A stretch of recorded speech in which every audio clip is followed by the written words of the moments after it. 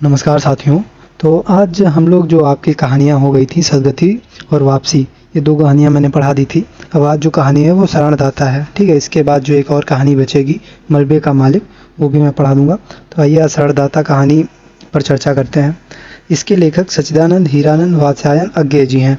इनका जन्म सन 1911 ईस्वी में कुशीनगर उत्तर प्रदेश में हुआ था और इनकी मृत्यु सन 1987 ईस्वी में हो गई थी।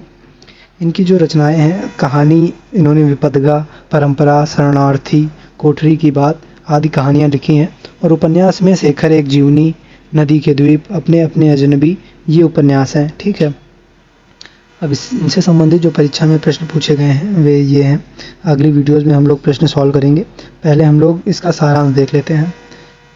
तो यह जो कहानी होती है, ठीक है, यह अज्ञेय जी द्वारा लिखित कहानी शरणदाता रफ़ीकुद्दीन एवं देवेंद्र लाल जी के वार्तालाप से प्रारंभ होती है। रफ़ीकुद्दीन देवेंद्र लाल जी से कहते हैं, यह कभी हो ही नहीं सकता।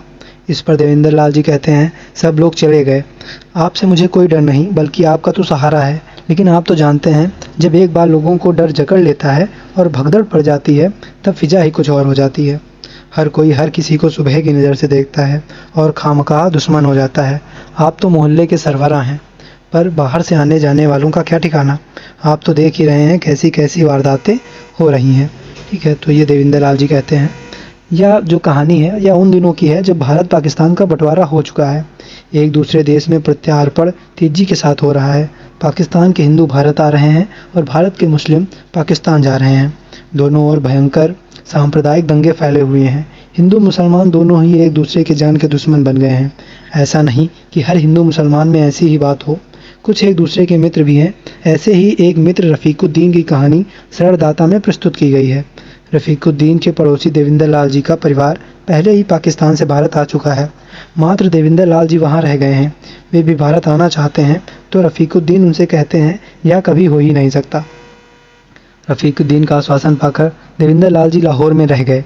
तब यह हुआ कि अगर खुदा न करे कोई खतरे की बात हुई तो रफ़ीकुद्दीन उन्हें पहले ही कवर कर देंगे और हिफाजत का इंतज़ाम भी कर देंगे।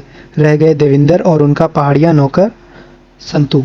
किंतु यह व्यवस्था बहुत दिन तक न चली। चौथे ही दिन उनका नौकर संतू भाग गया। शहर में मार काट हो रही है। रफ़ीकुद्दीन ने देवेंद्र लाल जी से कहा कि अपना सामान ले लें और उनके साथ चलें। कीमती सामान कुछ था नहीं, गहना झल्ला सब पत्नी के साथ जालंधर चला गया था। देवेंद्र लाल घंटे भर बाद अपने ट्रंक बिस्तर के साथ रफ़ीकुद्दीन के यहाँ जा पहुँचे। शाम होते होते देवेंद्र लाल का घर सामान सब कुछ दंगाइयों ने जलाकर राख कर दिया।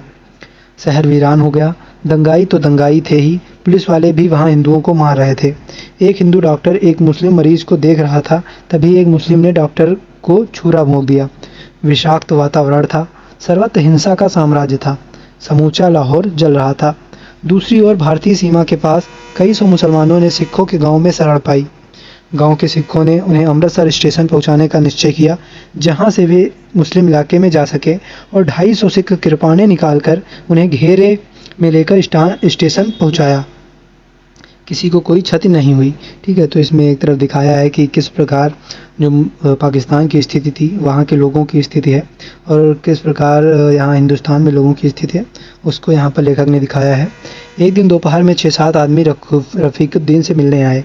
उन्होंने रफ़ीकुद्दीन पर दबाव डाला और कहा कि काफिर को घर में पनाह दिए हो, या बेवकूफ़ी है, मुल्क के साथ गद्दारी है, इस्लाम के साथ धोखा है।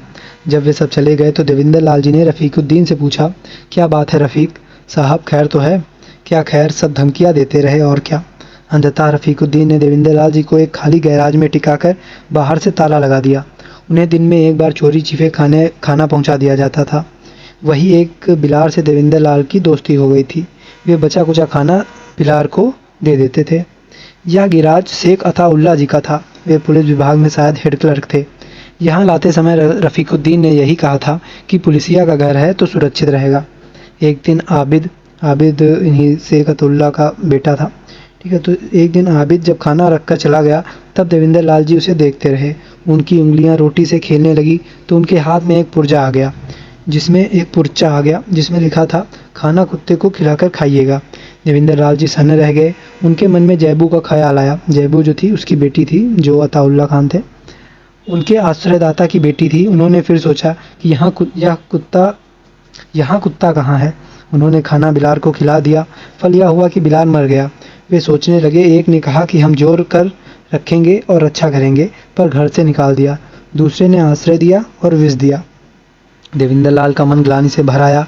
उन्होंने खाना उठाकर आंगन में रख दिया। 2 घूंट पानी पिया और टहलने लगे। फिर अपने बॉक्स को खोला, कुछ कागज आदि निकाले, जिसे एक बड़े लिफाफे में बंद कर शेरवानी के जेब में रखा और ओवरकोट पहनकर 4 दीवारी डाक कर बाहर आ गए। जैसे तैसे वे दिल्ली पहुंच गए और 1.5 महीने बाद अपने घर का पता लेने के लिए देवेंद्रलाल अपना पता देकर दिल्ली रेडियो से अपील करवा रहे थे, तो उन्हें लाहौर की मुहर वाली एक छोटी सी चिट्ठी मिली, जिसमें इसके लिए खुदा का लाख लाख शुक्र है। अब्बा ने जो किया करना चाहा उसके लिए मैं माफ़ी मांगती हूँ और यह भी याद दिलाती हूँ कि उसकी काट मैंने ही कर दी थी। सिर्फ एक इल्तिजा करती हूँ कि आपके मुल्क में कोई अल्पसंख्यक मजलूम हो तो याद कर लीजिएगा।